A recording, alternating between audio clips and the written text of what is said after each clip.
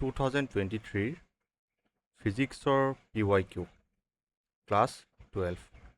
তোমালোকে কোনোবাই যদি ক্লাছ 12ত পঢ়ি থকা ষ্টুডেণ্টে এই পেজখন চাই আছা প্লিজ ফ'ল' কৰি লোৱা ইয়াত ফিজিক্সৰ ইমান ধুনীয়া ধুনীয়া বস্তু আমি ছল্ভ কৰি আছোঁ আৰু ব'ৰ্ড এক্সামৰ কাৰণে যিমান যি ইম্পৰ্টেণ্ট বস্তু থাকিব ইম্পৰ্টেণ্ট কুৱেশ্যনছ থাকিব PYQৰ পৰা আদি কৰি গোটেই সকলোখিনি বস্তু আমি ইয়াত ডিছকাছ কৰিম চ' কুৱেশ্যনটো হৈছে কুৱেশ্যনটো 2023ত আহিছে হা চোৱা তোমালোকে এই কুৱেশ্যনটো 2023ত আহি গৈছে আৰু তোমালোকে চোৱা এই কুৱেশ্যনটো পৰা নে নোৱাৰা তোমালোকে নিজে এবাৰ চোৱা এই কুৱেশ্যনটো কৰিছানে নাই কৰা আৰু মই 99% চিয়'ৰ বা 99% ষ্টুডেণ্টে এই কুৱেশ্যনটোকো চোৱা নাই বা কুৱেশ্যনটো আজিলৈকে ছল্ভ কৰা নাই so' establish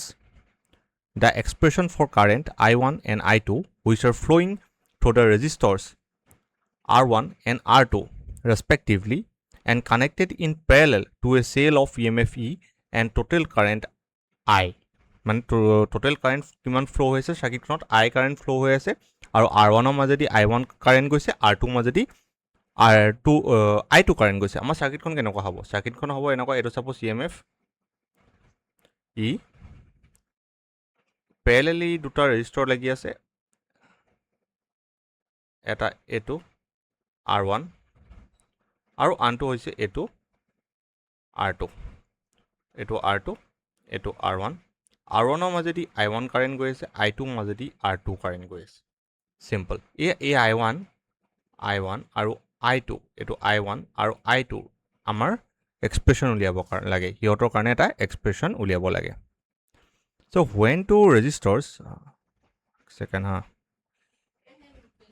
resistors R1 and R2 are connected in parallel across a cell of EMF E যেতিয়া দুটা ৰেজিষ্টৰ R1 আৰু R2 এটা EMFৰ পেৰেলেলত লগাই দিয়া হয় আৰু এই EMFটোৰ আমি ইণ্টাৰনেল ৰেজিষ্টেঞ্চ নাই বুলি ধৰিছোঁ assuming negligible internal resistance the potential V across each resistor is same and is equal to the EMF E of the cell মানে যেতিয়া পেৰেলেল কানেকশ্যন হৈ থাকে দুটা ৰেজিষ্টৰ আছে বুলি কৈছে ন দুটা ৰেজিষ্টৰ আছে বুলি কৈছে ন দুটা ৰেজিষ্টৰ এইটো এটা ৰেজিষ্টৰ এইটো আন এটা ৰেজিষ্টৰ ইহঁতি পেৰেলেলি লাগি আছে এটা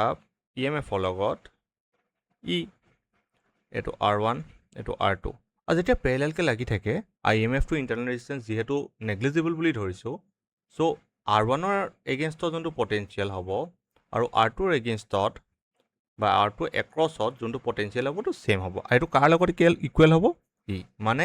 V ইকুৱেল টু E হ'ব ক্লিয়াৰ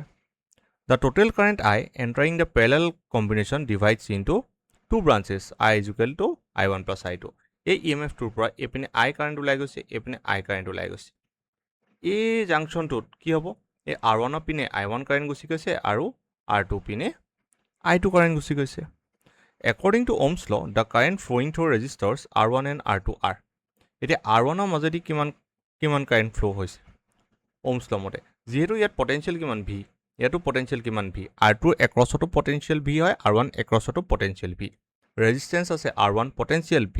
I1 কাৰেণ্ট গৈ আছে চ' আমি Ohm's law V equal to IR পাইছিলোঁ নে so' potential V current I1 resistance R1 so' I1 equal to কিমান পাম V by R1 পাম নে পাম চ' V ইকুৱেল টু কি আছিলে E V ইকুৱেল টু কি আছিলে E so' I1 equal to E by R1 similarly I2 equal to E by R2 now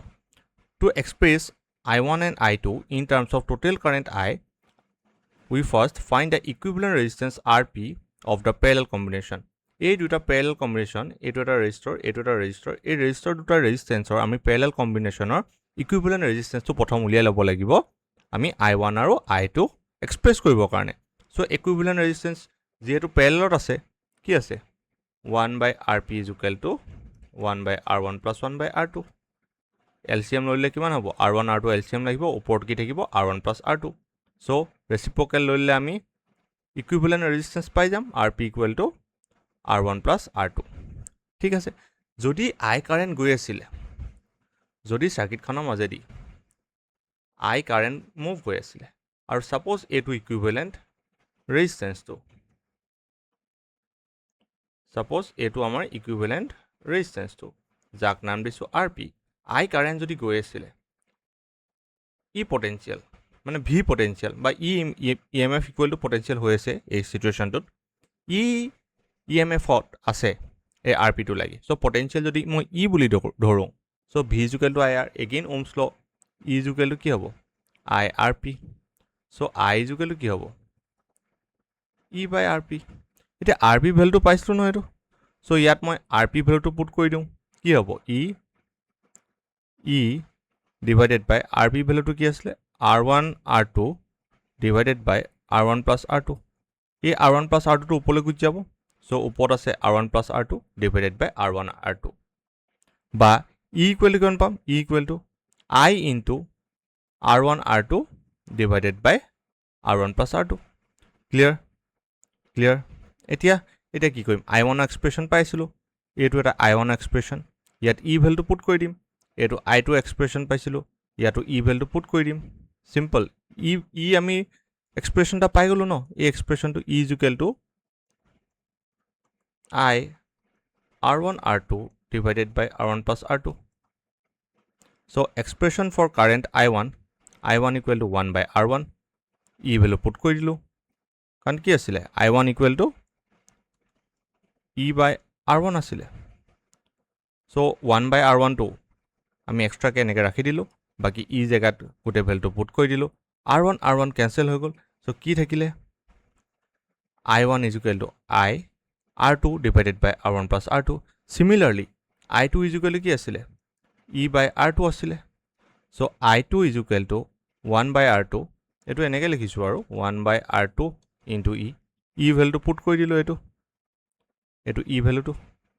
চ' কি হ'ল ইয়াত কি হ'ল R2 কেনচেল হৈ গ'ল R2 কেনচেল হৈ গ'ল কি থাকিলে I2 is equal to I